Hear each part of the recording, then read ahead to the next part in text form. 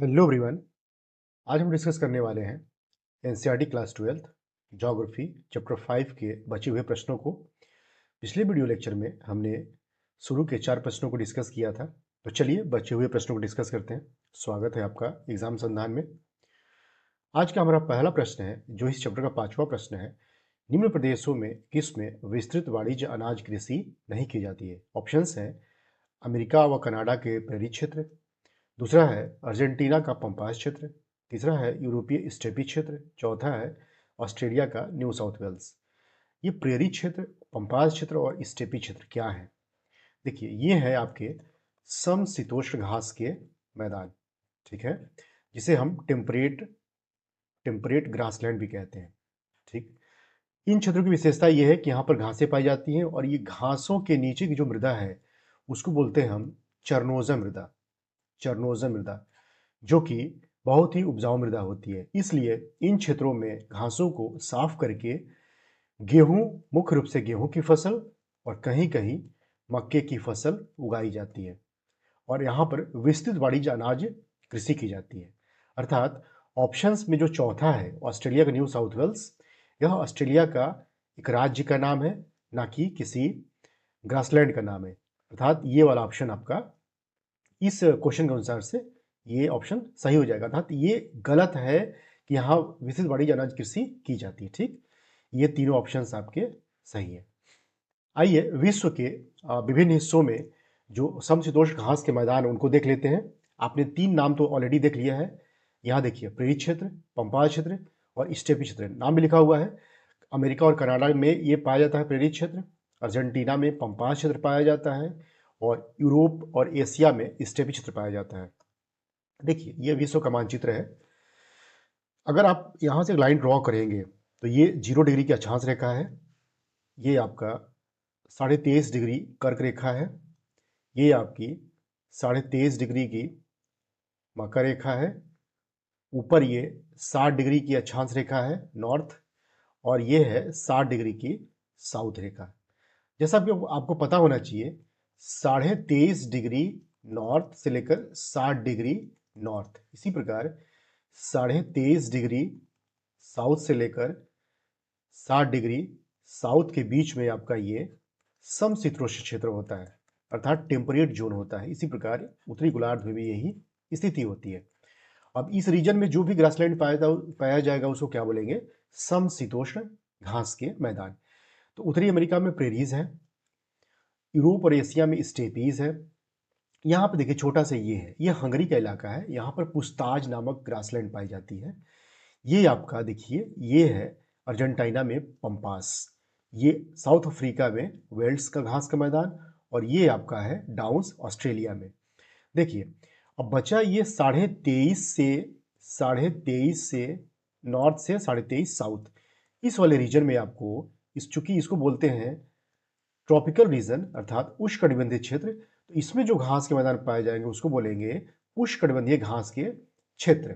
जैसे आपका दक्षिण अमेरिका में कंपास पाया जाता है, उसी प्रकार अफ्रीका में सवाना पाया जाता है और ऑस्ट्रेलिया में भी सवाना घास का मैदान पाया जाता है। अगले क्वेश्चन को देखने के पहले आप ऑस्ट्रेलिया के मानचित्र को देखिए और ऑस्ट्रेलिया में पाए जाने वाले जो राज्य हैं उनको एक बार देख लीजिए। चूंकि न्यू साउथ वेल्स का जिक्र इस क्वेश्चन में आया हुआ है, यहाँ है न्यू साउथ वेल्स, तो ये है western Australia, northern territory, Queensland, south Australia, Victoria और तस्मानिया। चलिए अगले प्रश्न को देखते हैं हम। हमारा 6वां प्रश्न है, निम्न में से किस प्रकार की कृषि में टूटे फूटे फलों की खेती की जाती है? पहला ऑप्शन है बाजारू बागवानी, दूसरा है बहुफसली कृषि, तीसरा है रोपण कृषि, चौथा है सहकारी कृषि। देखिए, मार्केट गार्डनिंग के बारे में पूछा हुआ है क्वेश्चन ये। टूटे फूटे खेती के स्थान पर यहाँ पर लिखा होना चाहिए जल्दी खराब होने वाले फलों की खेती की जाती है। ठीक है, चूंकि ये एनसीईआरटी का है ये लाइन, इसलिए मैंने इसको बदला नहीं, बल्कि यहाँ पर लिखेंगे हम जल्दी खराब होने वाले फलों की खेती किस प्रकार की कृषि में की जाती है? आंसर होगा मार्केट गार्डनिंग। देखिए, मार्केट गार्डनिंग में होता क्या है कि नगर के आसपास के इलाकों में सब्जियां, फल, फूल की खेती की जाती है और उनको ओवरनाइट नगरों में पहुंचाया जाता है। कैसे? ट्रकों के माध्यम से। इसलिए इस प्रकार की खेती को, मार्केट गार्डनिंग को हम ट्रक फार्मिंग भी कहते हैं। क्या कहते हैं? Truck farming. चलिए अगला क्वेश्चन देखते हैं हम। ये रहा आपका एक्सप्लेनेशन इस क्वेश्चन का। अगला प्रश्न हमारा है, निम्न कृषि के प्रकारों में से कौन सा काट कर जलाने वाली कृषि का प्रकार है? देखिए ऑप्शंस है, विस्तृत जीवन निर्वाह कृषि, दूसरा है आदिकालीन जीवन निर्वाह कृषि, तीसरा है विस्तृत वाणिज्य अनाज कृषि, चौथा है मिश्रित कृषि। देखिए इस प्रकार जो कृषि पद्धति होती है उसको बोलते हैं स्थानांतरित कृषि। स्थानांतरित कृषि में क्या होता है, कोई व्यक्ति किसी स्थान पर जाता है, वहाँ के वनस्पतियों को काट कर, जलाकर, जो जलाया वो उसके लिए एक तरीके से खाद का काम किया और वहाँ खेती किया।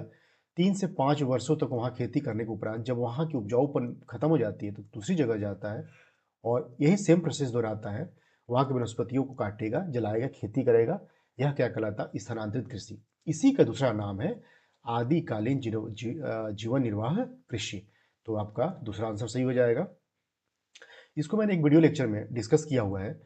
साथ में विश्व में और भारत में इसके जो स्थानीय नाम है स्थानांतरित कृषि के, जैसे झूम कृषि, और विश्व के विभिन्न भागों में जैसे लाडांग, पामलाऊ इत्यादि नामों से जाना जाता है स्थानांतरित कृषि को। आप उसको देख सकते हैं वीडियो को। अगला क्वेश्चन देखते हैं हम, जो कि हमारा 8वां प्रश्न है। निम्न में से कौन सी फसल कृषि नहीं है? फसल कृषि मतलब खेतों में फसल उगाने से मतलब है ना, क्रॉप से लेने से मतलब है। मिश्रित कृषि या फसल प्लस पशुपालन वाला कृषि है ना, इसमें फसल भी उगाते हैं और पशुपालन भी करते हैं। रोपण कृषि में किसी एक फसल को उगाते हैं और उसको वाणिज्यिक पर्पस के लिए उगाते हैं, जैसे केला, कोको, गन्ना, कहवा, चाय इत्यादि फसलों को रोपण कृषि कहा जाता है। वाणिज्य अनाज कृषि, अभी आपने देखा ना विस्तृत वाणिज्य अनाज कृषि, इसमें गेहूं और मक्का को ग्रासलैंड में उगाया जा रहा है, ठीक, टेम्परेट ग्रासलैंड में। देखिए इसका ऑप्शन होगा डेयरी कृषि। डेयरी कृषि में क्या होता है? पशुपालन से संबंधित यह कृषि है। पशुओं को पाला जाता है, किस लिए? उनसे मीट प्राप्त करने के लिए, उनसे दूध प्राप्त करने के लिए, दही प्राप्त करने के लिए, पनीर प्राप्त करने के लिए, ठीक। इस प्रकार हमने इस वीडियो लेक्चर में 4 प्रश्नों को देखा। इस वीडियो में इतना ही है। मिलते हैं अगले वीडियो लेक्चर में, तब तक के लिए आपका बहुत बहुत धन्यवाद।